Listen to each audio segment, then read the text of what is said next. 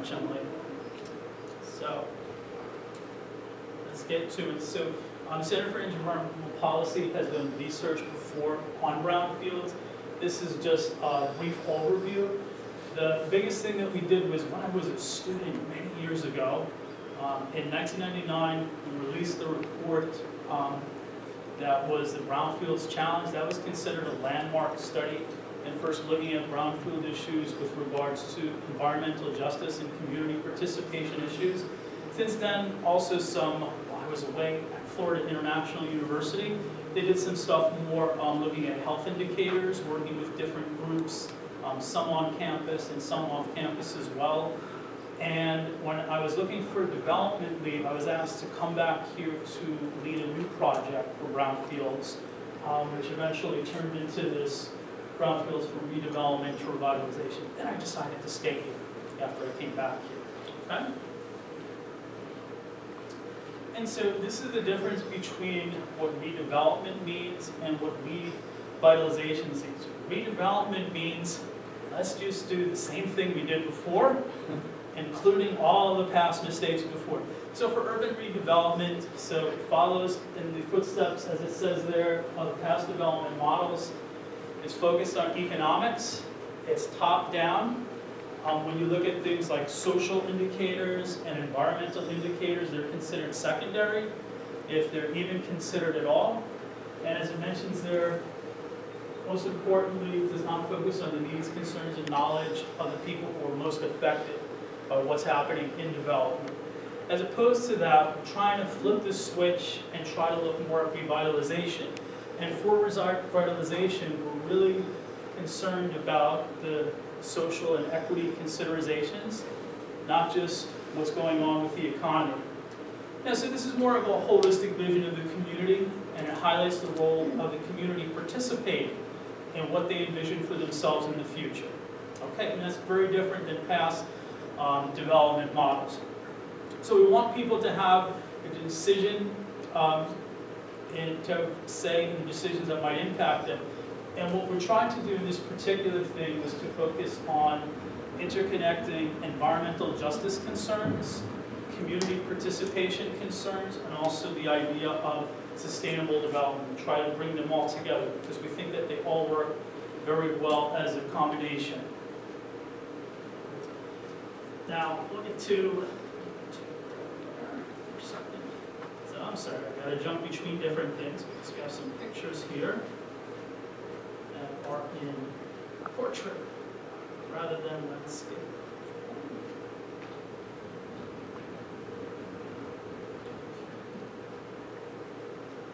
See if that comes up.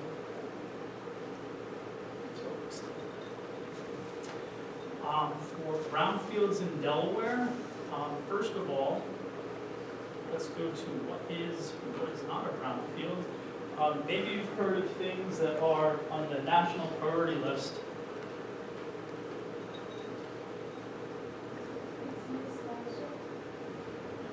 Yes, click the slideshow.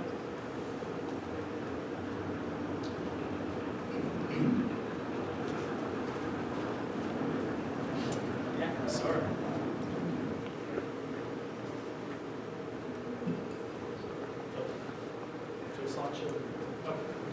So for brownfields, typically when we think of sites that have been polluted due to past development models, we don't think of brownfields, we think of places that have been excessively polluted. Those are places that are on the national priority list for the federal government, places that definitely have to be cleaned up. There are about 1,200 that are on that list at any time, but then to a lesser degree, places that are polluted or that we suspect of pollution, we call these sites brownfield sites. Okay? And for these places, some of them are abandoned, some of them are still active. We have people that are living in these areas or living around them. Okay? They're largely in inner city areas across the United States.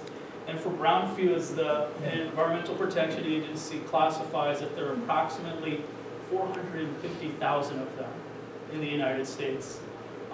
Other people that have looked at this believe that there's closer to 1 million of them in the United States. Okay, so in our research, we took a look at what was going on for brownfields in Delaware. So in Delaware, we have about 200 brownfields. The overwhelming majority of them are concentrated in the city of Wilmington, okay? And they're concentrated especially in South and East Wilmington. And that thing of 35 sites have received the COCR. That's the Certificate of Cleanup and Remediation. So they're fine now. But there's not that many of them. And so as you see here, this shows the distribution of where this fits in with different parts of the city. And as you can see, in South and East Wilmington particularly, is where you see most of the brownfields that are there.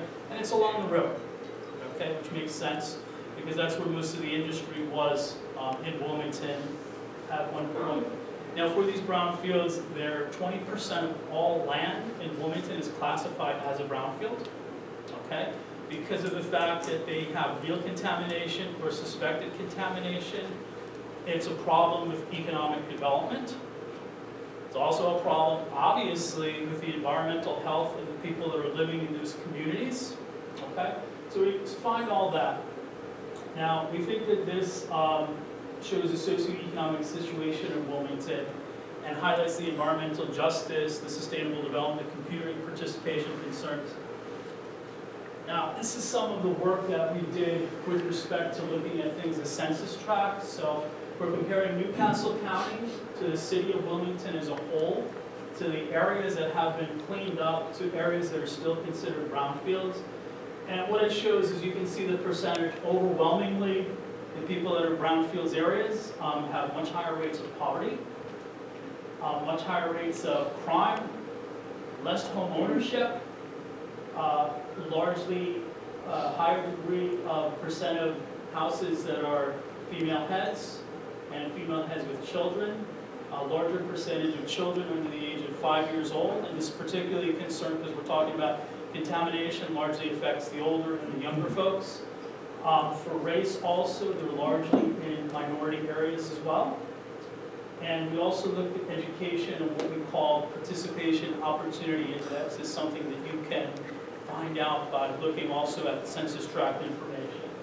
So we took a look at this, and by the way, I put a couple of copies of the report on the different tables.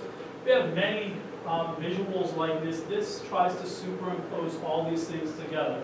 You got the brownfields, you have the minority population, you have the population living in poverty, single female housing, and also children under the age of 5 years and younger. And as you see, it's concentrated in these areas. Okay? So this is a situation that currently exists in Wilmington. So, switch back.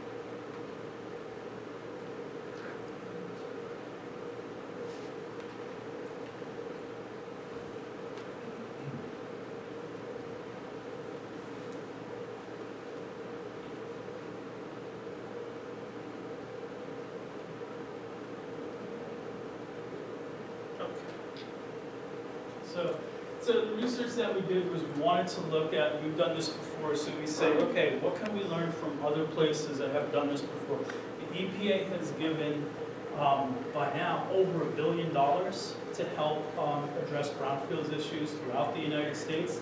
And so what we did in this is we wanted to look at 10 different places that were dealing with similar issues that are going on in Wilmington today.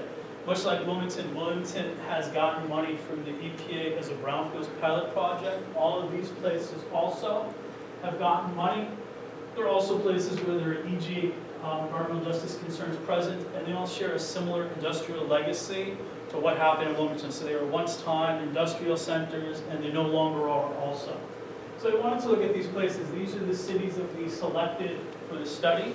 So we select these cities, and then what we want to do is look at environmental justice, sustainable development, and also look at community participation within these case studies. So we come up with this criteria based on reports that we were reading from the Environmental Protection Agency. There's something also called the National Environmental Justice Advisory Council that's also out of the EPA. HUD, DOT, EPA has a partnership that they're talking about also, where they try to create sustainable communities, and also past work that we had done. Then we came up with these different things to look at. Leadership and coordination, how big a factor that is. Funding mechanisms, you need money obviously to clean these places up. Community involvement, to what degree do we see that? What have places done to try to create innovation in that? The economic aspects, how much money have you gotten from these things? Environmental aspects, how much places have you cleaned up? What's the environmental benefits? Social aspects, have you done any research to see what are the social aspects that come from cleaning up these areas? And also access and transparency of information for communities to actually know what's going on with these areas. Okay? So these were the different things that we looked at. And based on what we found out, and also looking at the particular situation that we just went through in Delaware, and looking at how things have happened in Delaware, we made some recommendations. We made recommendations to DENREC, which basically is in charge of the Brownfields program here in the state of Delaware.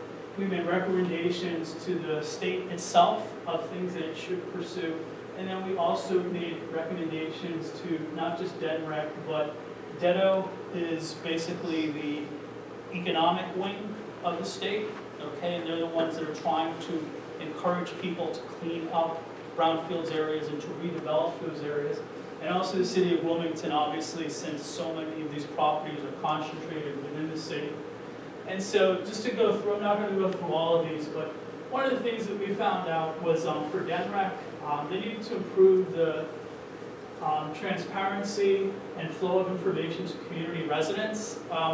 There's a system called the Delaware Environmental Navigator, where any of us can go and check out information about a particular brownfields property. The system sucks, okay? We even have examples in there when you go to look at documents, and they're so blurry you can't even see them. Okay, so it's very difficult for a person to navigate. Our research team had a hard time navigating there, okay?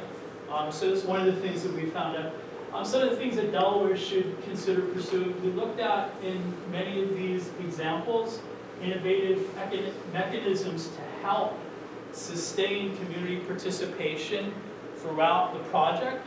Community members, just like the rest of you, people get bored with it, you know? And also, in particular, the community will turn on things if they don't think that, you know, whatever they have to say, their concerns, their information is not being taken into consideration. So look at something like, for example, one of these is a community benefits agreement is something that can overturn this. This is where a person that's coming in to clean up property signs a legal document with the community stating what the community will get out of this redevelopment process, okay? It could be a promise of jobs. It could be a promise of more nature. It could be a promise of we're going to help you build a community center. It could be lots of different things. But these are some of the things that we saw.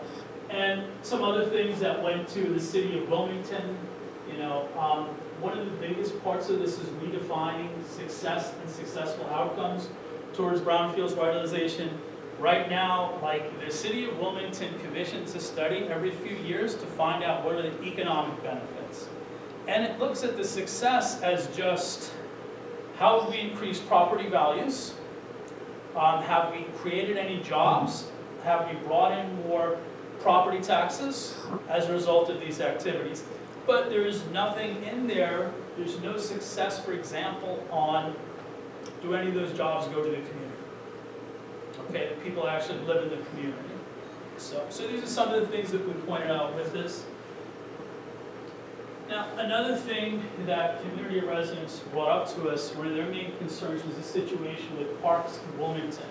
So we found that parks in Wilmington, so again, we're talking about children, places where they're going to play and play in dirt and such, you know, they were particularly concerned what were the state of the parks there. And there was a problem, as you can see, with the parks. There were environmental justice, community participation, sustainable development concerns. People had a hard time accessing information to the parks. I'll show you some of the information from the parks too. The information in the parks, sometimes it was impossible to find it. Okay, so it's classified as a brownfield, but when was the last time they tested it, for example? The other thing that we found out with this is that people also, even if they can see the information, it's hard for them to boil down what are you exactly saying in that. So there are some challenges with this. Let me go and show you what the parks look like. Right?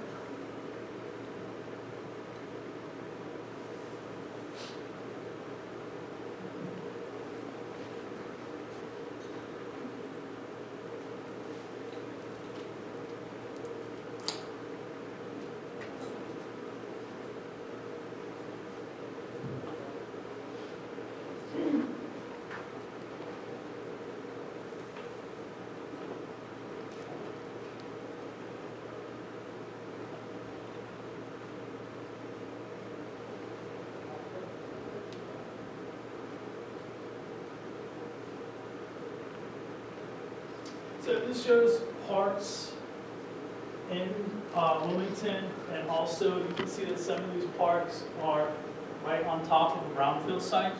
And this is a particular concern for community residents, particularly the Brandywine Playground, Kirkwood Park, Barbara Hicks, and the Elbert Playground site.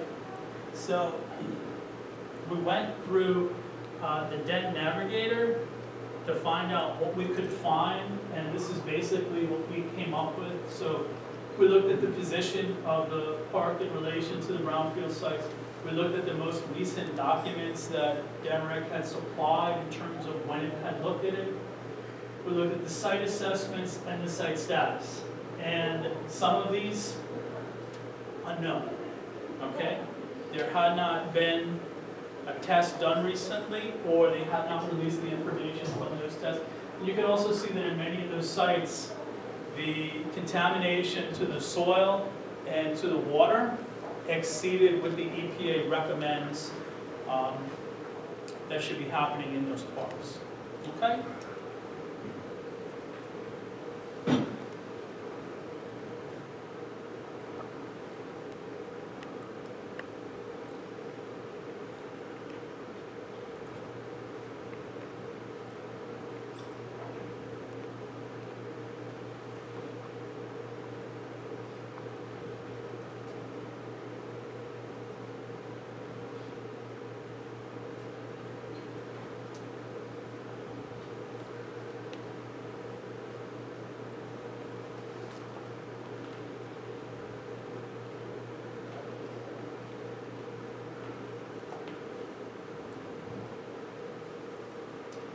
And so just for a wrap up of questions that you might have, so our research, again, we're trying to push this, move from redevelopment to revitalization, looking at what's going on in places differently. Brownfields highlight the difference between this redevelopment and revitalization. You can redevelop brownfields so they're just as they used to be, but you can try to do something fundamentally different in them and bring the community more on board.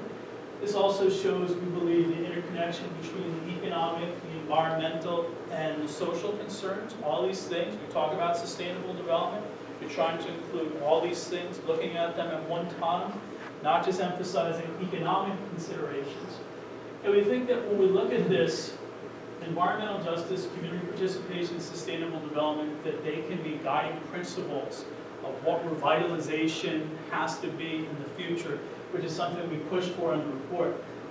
And the way that we did this is we looked at program case studies, we looked at pilot projects that had been put in place years ago. All of them started years ago. So we got a chance to look at them in terms of what they had accomplished over time and what they were especially good at. Because the idea is, let's take those best case examples and see if they can be applied to other places. And as a result of it, we provided some suggestions for the state, agencies, and different actors to consider. And if you have any questions, I mean, we'll talk questions here now, but I put the report on a few people's tables here. Also, you can go access the report at the Center for Energy and Environmental Policy's website. And if you need to talk to me about any of this stuff, that's where you can reach me. Okay? So, I wanted to keep it short, so we have time for questions.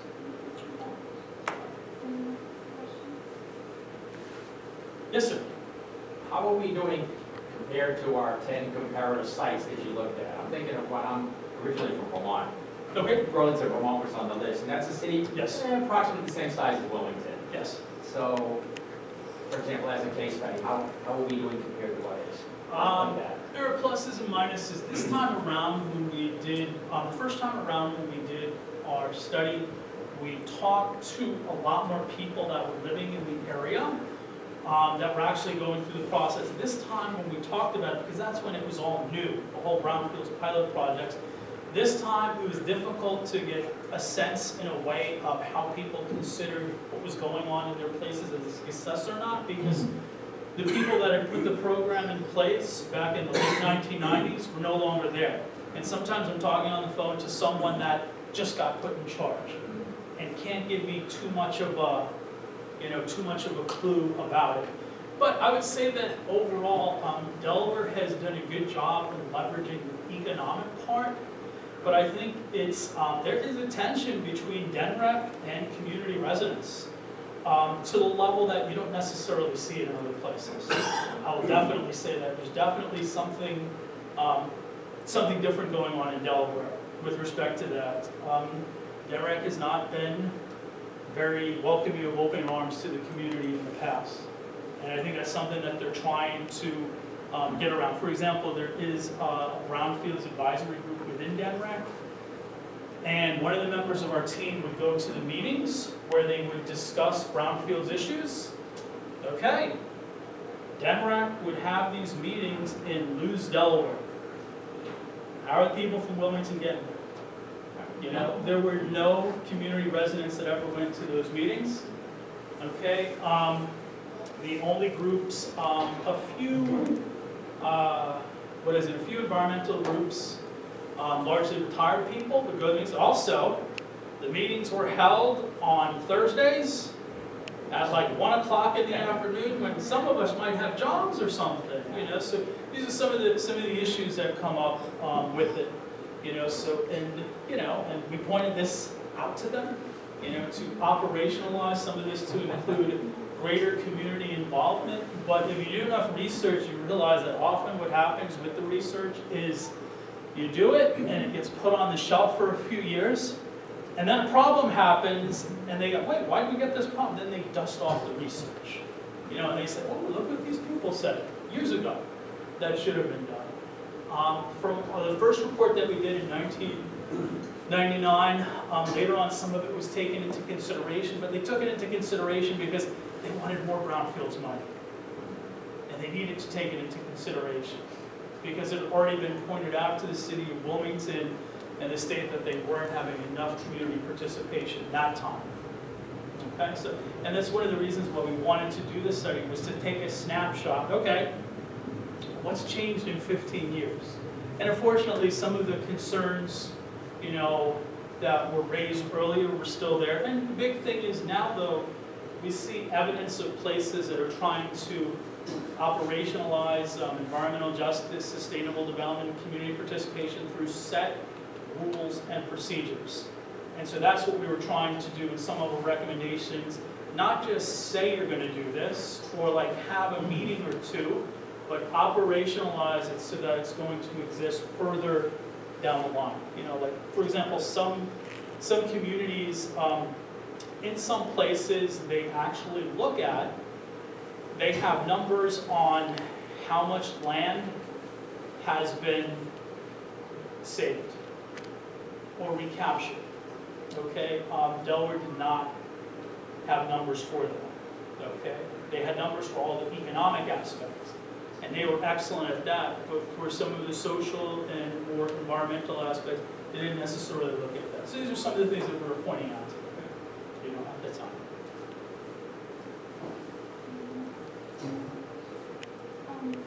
Yes, Emma?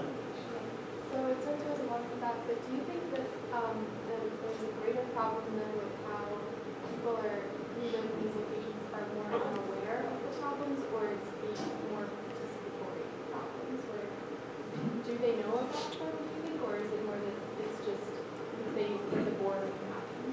No, I think that the people are well aware of it. The people have pointed out issues for quite some time.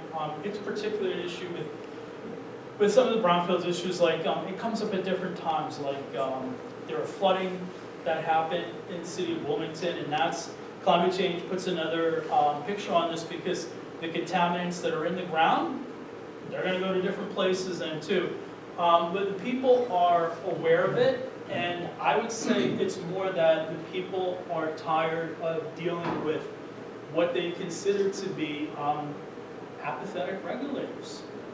People that, we say we want community participation, but, that the regulators just want to rubber stamp something and say, okay, well, we did some community participation, rather than actually having the community have that much of a say in it. And let's face it, government considers itself as experts, so I think that that's more of an issue, and that's why, like I said, there are places that have put in place community participation mechanisms to try to overcome some of this, because it's very difficult to go to a community resident a person who's in their 60s, for example, they've lived through empowerment zones, okay, and what that was, enterprise communities, these were things that took place, block grants, things that took place in the 70s, in the 80s, in the 90s, and in all of these things, they would go and say, okay, we're trying to get some community participation, and sometimes people look at it and say, you've been doing this for years, and we've gotten nothing out of it. So people are a little bit, the people in the communities are a little bit turned off about that. And that's why the idea, if they know that there are tangible things that they'll get back in return, or that there's specific process that are in place, they're more likely to participate, in that case. Yes? I work with Denrec on recycling Sure. issues, and it's exactly the same thing. The last community meeting they had was in Lewis Yes. at like 1 o'clock in the afternoon. Yeah. And so we've tried to engage in like, hey, come to our campus, do an assessment and Sure. stuff like that. And I think there's a fundamental skills gap, because there's not enough, it's kind of a chicken and egg problem where they don't have the skills and capacity to improve on it because Sure. they never do it. Sure. Where we'll say, oh, come to our campus, and they'll be like, okay, 3 o'clock in 4 weeks. And I'm like, oh, I have to get like 6 departments on board. Yeah. Let me propose a day, and then we'll get to a time. And it's just really basic, fundamental, like collaborative skills. Sure. Or I'm not quite exactly what the word is, like even etiquette. Yes. Where it's like, they definitely need processes, they definitely need procedures, but something as simple as like, come on over and we'll collaborate on something in person, like come to our campus. Sure. It's like organizing a meeting, it's like pulling teeth.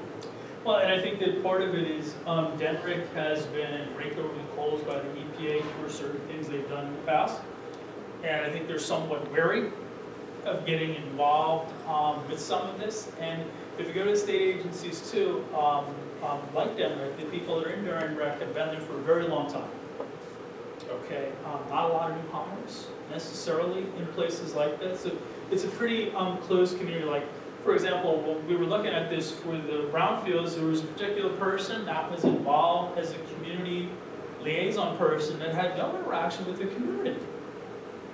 No interaction at all with the community. So these are, definitely things that that can be improved upon. But I mean, there was also difficulty, though, to be honest, though, not just with Denver, but also with the city of Wilmington.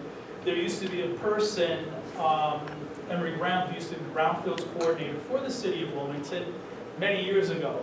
Now the person that is the Brownfields coordinator is also the person that's in charge of economic development in in the city of Wilmington. So, and one of the things that we pointed out is you need to have dedicated resources just to brownfields revitalization, okay? Because right now, it's like another job that's tacked onto someone's position, you know? And, you know, I mean, hey, you know, for those of you that work at the university, I'm sure you've had another thing tacked on to what you already do, and, you know, you've only got so many hours in the week, and that's how it goes. You know, places that were more successful, like this is one thing we did find out, places that had a person whose job was 100% dedicated towards brownfields revitalization, those were places that were much more successful in meeting some of these goals that we were looking at. Okay. Did it play out along political lines, for example, areas like Salt Lake City, very conservative area, Burlington, a very liberal area? I mean, Didn't matter. It didn't matter. That didn't necessarily matter, no, because again, I mean, even though that might be politics, the people that are in charge are not politicians, they're bureaucrats, and they just do their job. You tell them, you're the brownfields coordinator, you're the brownfields coordinator. And what looks good as a brownfields coordinator is taking a brownfield and making it not a brownfield. You know, so that's basically, no. Yes, you can ask me questions later. I was going to say, sort of to follow up, you partially answered it. I was going to follow up on my Sure. question. So the first part of my question was going to be sort of, it's two pieces. One is, so you're looking at Wilmington and comparing it to these other locations and their success. Okay. So are you? Well, that wasn't really what we were trying to do. Okay, that's what I was He asking. asked me to do that, Right, but, exactly, and that's I guess because what I was. we technically don't do that because we're getting money from the state. Right, exactly. But Some of I the guess things that's that I'm what saying here, you can't write in that Yeah, report.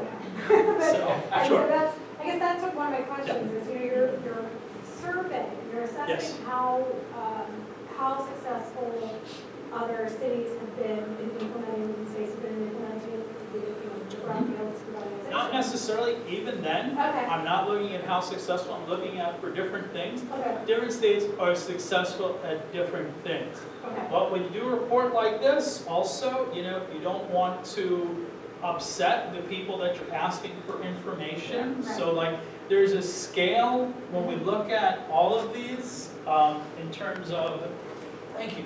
Mhm. So we have a scale. When we look at different factors, we have above average, typical, and basic. Basic might be classified as crappy, Right, yeah. but I'm not going to say that. It's basic. They're doing the minimum that they need to do. So Yes. it's just self-reported, so you ask them to describe the situation and then you classify it? Or No. I mean, they said- usually when you talk to them, it's after the fact, after you've already looked at all the materials that exist that are out there. It's more for clarification Mhm. than for anything else.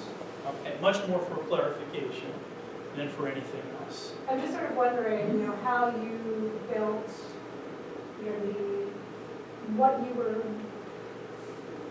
it's very clear, you can clearly get to what recommendations, you can see what Sure. hasn't been done well, but sort Okay. of, you know, if you were going to build an ideal program, Sure. you know, sort of what that might look like. Is there anything, even if you've written, you know, that's not how this is written. You're just making recommendations to improve on this. And I guess I'm sort of Well, remember that the thinking about recommendations what are, for example, we looked at 10 case studies, for example. One of the things is coordination and leadership. So we looked across all of them, and from looking at all the different scenarios that places are going through, we can make some suggestions, like one is that idea that leadership, you definitely need a defined person Right. that is in But charge. if you can, You know, yes. but that becomes the best practice. I guess that's Sure. why it's like best Sure. practices. Yes, that's basically what this is. You described it perfectly. What we're looking for is best practices that we think, you know, that we see, and how they could possibly be applied to the state of Delaware. Like, different places we're doing different innovative mechanisms. We don't pick one and say, Right. Delaware needs to do this, but what we say is, hey, look, there's a lot of stuff out there that's going on. You need to look into what some of these are. And there's a lot of that in the report. Yes. Yes. So because, well, I didn't show you here, but we also had a summary of what we learned from looking at the different places. You know, with regards to just like, we have a statement on, as a result of what we learned in terms of funding, what we learned in terms of leadership, what we learned in terms of places that are looking at, you know, the economic aspects, the social aspects, and all that. So we did have that, but I couldn't put everything. Right. So, for this, I went more with Delaware. You can ask questions later. Yes, I'm sorry. I'm just wondering, in regards to community participation, Yes. have you ever considered reaching out to people through like city council meetings and things like that, where I've heard, I mean, I know people who attend like long city council meetings, and Okay. a lot of different issues are brought up, so I don't know. I don't know what you mean in terms of reaching out to people. Technically, what usually happens is there are some groups that are involved in Brownfields, some community groups, like Southbridge Neighborhood Association or something like that. We'll go and we'll talk to those groups, you know, for it. But as an issue like for city council meetings, it would be great if people, you know, the attendees would want to bring that up. But my experience is that a lot of times those members are, you know, they come in with an agenda, they go through the agenda, and it's whether or not something is on the agenda. You know, so yeah, but I mean, there's lots of avenues to talk to people. There used to be a group that we partnered with, which no longer exists. What is it? Because for some of these community groups too, they're largely, you know, a few people running the show. They're providing great leadership, but if those people go someplace else, you know, or, you know, a lot of these people, though, you know, were older at the time, you know, so that, you know, some of those things happen, too, you know, but, yeah, but I mean, there are some organizations still within Wilmington that exist that are good to go to about these issues. Just a couple of months ago, I gave a talk to the Southbridge Neighborhood Planning Association. They were particularly concerned about the parks issues. You know, those are the things that are most, you know, those are the big thing for them. You can ask your question now. Okay, Ray, Yes. the question is, I'm thinking from a long-term perspective. So Sure. you explained briefly how the Brownfields came to be in the first place. Yes. Very provision, and our doing the industrial period. And so they are more or less the residues of a wave of industrialization. Yes. What we see now. So I'm just wondering, and they have to do with particular types of technology. Mhm. You know. So I'm just looking at the long term, we still have new technologies emerging all the time, developing. So one can almost envisage a kind of new wave as well of technological deployment. Well, I would say that more of those, remember this is when we were an industrial society. The United States is no longer an industrial society. I know. It's a service economy, but these things still need to be cleaned up. I think that the main environmental concern now is cleaning these sites up, because there is no way with what's happening in certain places. I mean, it's not true of all things, but I mean, if you go to downtown Wilmington nowadays, what is Wilmington known as? An industrial center? No. It's an important port, that's one thing, and it's a financial center, which has happened to many other places, you know, in the United States. Different cities you go to have now become this. So from an environmental perspective, most important thing is to clean the site up. Because we're probably not going to have industry there that's going to do the same things that happened in the past. I know that. So we want definitely to clean these sites up. Those Sure. are cases now. Yes. And in cleaning them up, what we are doing is in a way kind of curative. It causes a problem we might cure, right? Okay. So my point really is looking into the future and the fact that new technologies are emerging and being used, even in service economies, should we be looking at more preventive approaches such that we don't 50, 60 years from now say, okay, now a new silicon field or whatever other kind of technology generates as it might, and let's clean it up. So are there kind of preventive approaches being? Well, I think you're a little bit obsessed with the technological aspect of this. But what I would say is if you have more community participation and the people that will be impacted by things like that in the future that have a say in it now, you're less likely to get that. For example, so there was the data center Yeah. that they were proposing to build. And I don't know, some shady deals between some people made, to try to get that going. The faculty senate voted 100% no to the data center. The people in, the city of Newark said, no, we don't want it either. And that participation made it so that it didn't happen. Even though there was promise about all the goodies that would come from it. So that's what I'm saying. So I think that's where this community participation can help avert some of those problems in the future. I don't care what you're talking, I'm just saying. Yeah.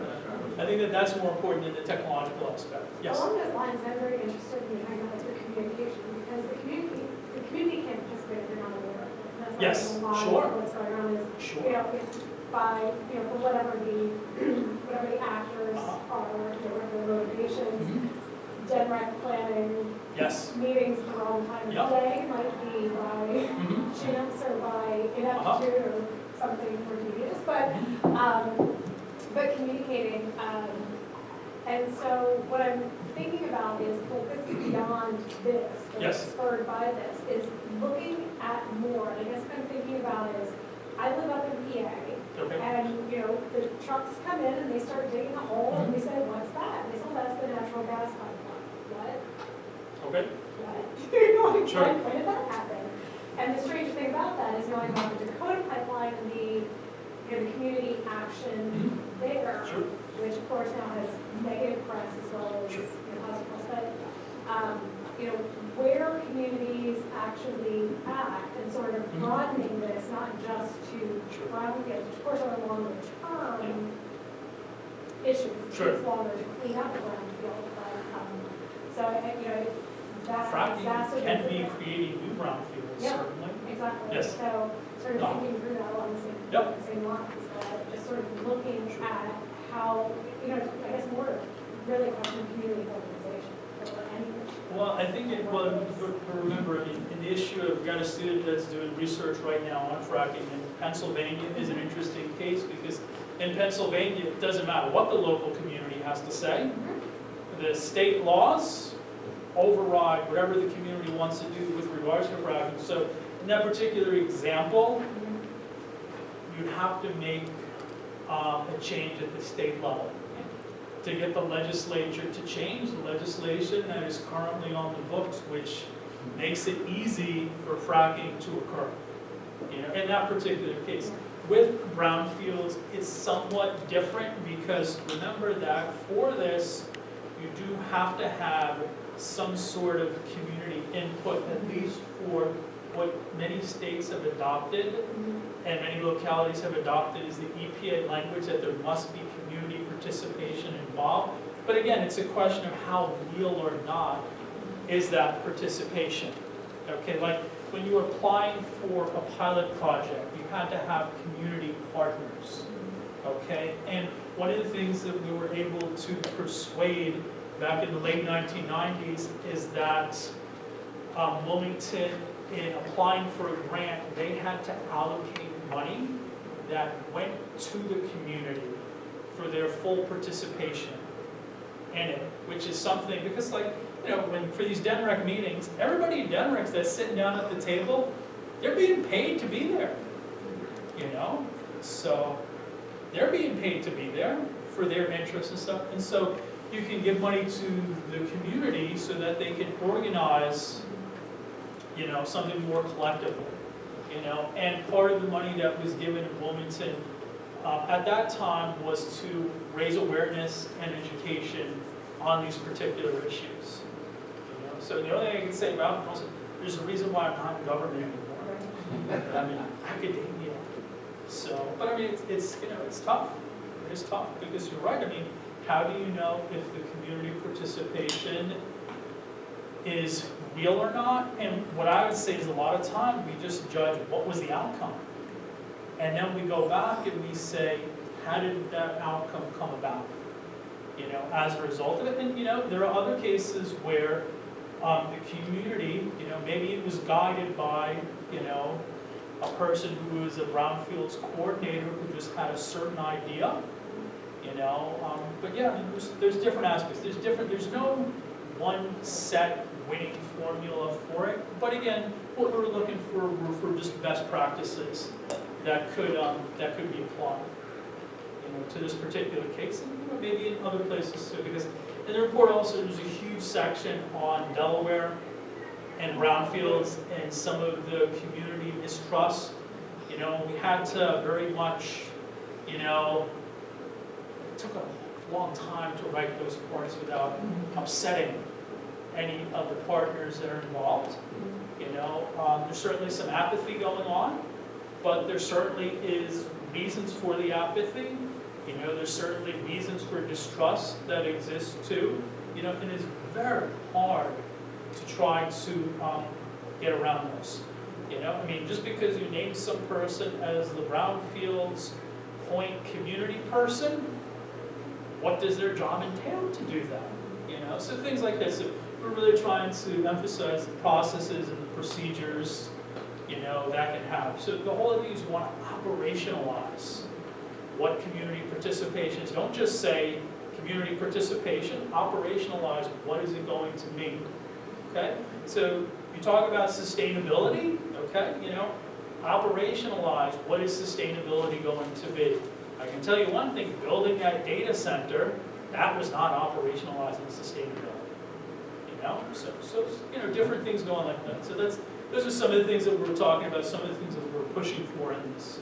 So I think that everybody that was part of the research team learned a lot, you know, on looking at what's going on in other places. So. They discovered somehow it wouldn't happen, a brownfield rebuild. You better believe they would get taken care of very quickly. Well, and that's Not the to sound other, cynical, sure, but to be realistic. No, I mean, you are right. I mean, the reason why these places persist in these communities is because of, you know, I mean, there are power issues certainly here. Sure. You know, I mean, less political power, influential power, less purchasing power, less economic power.